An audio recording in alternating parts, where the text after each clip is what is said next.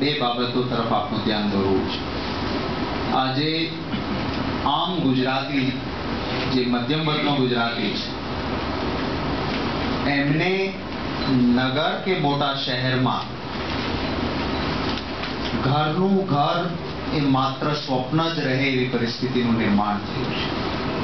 ત્યારે પ્રત્યેક ગૃહિણી, અને ગૃહિણીની વ્યાખ્યામાં મેં હમણાં જ ઇન્ફોર્મલ આપણે વાતો કરતા હતા ત્યારે કહ્યું કે ગૃહની અધિકારી છે એ ગૃહિણી. આપણે એનો બૃહદ ભગવત ગો મંડળમાં જે એનું અર્થઘટન કર્યું છે, પરણિત પણ હોય, જેકતા પણ હોય, અપરણિત હોય, વર્કિંગ વુમન હોય, પરંતુ જે ગ્રહની અધિકારી છે એ સન્માનિત મહિલા, એ દરેકને પોતાનું ઘર બને એ માટે રક્ષાબંધનના દિવસથી શરૂ કરીને એક સપ્તાહ અમારી બહેનોને એમનું ઘર મળે એ માટેની પરિકલ્પના કોંગ્રેસ પક્ષની છે.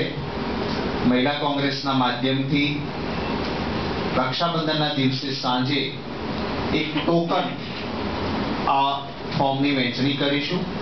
એ પછીનું એક સપ્તાહ, આખું સપ્તાહ ફોર્મના વિતરણ માટે અમે રાખવાના છે. જે ફોર્મ છે એમાં કોર્પોરેટેડમાં જે વ્યક્તિ ફોર્મ રજૂ કરે છે એની પહોંચ એમાં રહેશે.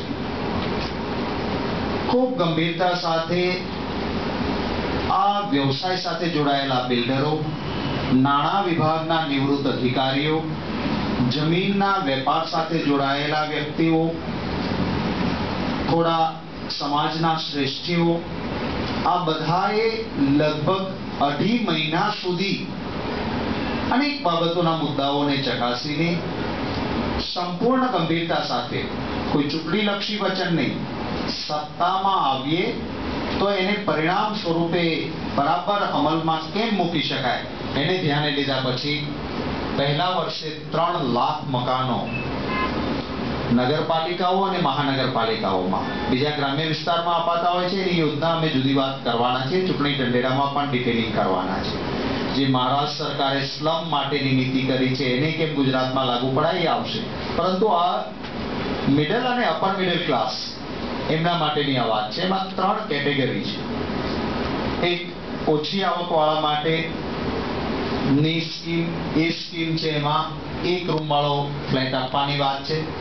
પછી 1 BHK અને 2 BHK એ પ્રકારના કે જે સામાન્ય રીતે મધ્યમ વર્ગના લોકો, મિડલ ક્લાસ અને અપર મિડલ ક્લાસને કામમાં આવે એ રીતના મકાનો, જેમાં જમીનની કિંમત 0 હશે. કન્સ્ટ્રક્શન કોસ્ટના લગભગ 20% જેટલી રકમ ભરવાની, બાકીની રકમ 80% 15 વર્ષના હપ્તા અને વ્યાજ બિલકુલ નોમિનલ લઈને 15 વર્ષ સુધીના હપ્તાઓ કરીને દરેક આમ ગુજરાતીને ઘરનું ઘર મળે એ માટેની કોંગ્રેસની આ પરિકલ્પના છે. પ્રવર્તમાન ભાજપની સરકાર 1 રૂપિયે 5,86,64,000 ચોરસ મીટર જમીન અદાણીને આપે છે. અમે 1 પણ રૂપિયો લીધા વગર ગુજરાતની ગૃહિણીઓને જમીનો આપીએ સત્તામાં આવીએ તો, અને એમને ઘરનું ઘર બને એ પરિકલ્પના છે. મહિલા કોંગ્રેસના માધ્યમથી રક્ષાબંધનના દિવસે આ ટોકન શરૂઆત થયા પછી એક સપ્તાહ જે આપ ઉજવવાના છે એમાં કોંગ્રેસની અધિકૃત વ્યક્તિ પાસે ફોર્મ રજૂ થાય. ફોર્મના ઉપર એના નંબરો રહેવાના, પહોંચની સાથે નંબર ટેલી થવાનો, અને અમારા પાસે ફોર્મ ભરનાર વ્યક્તિ આવતીકાલે કોંગ્રેસની સરકાર બને તો એમાં એમને અગ્રિમતા મળે એ માટેની વ્યવસ્થા પણ અમે ગોઠવવાના છીએ.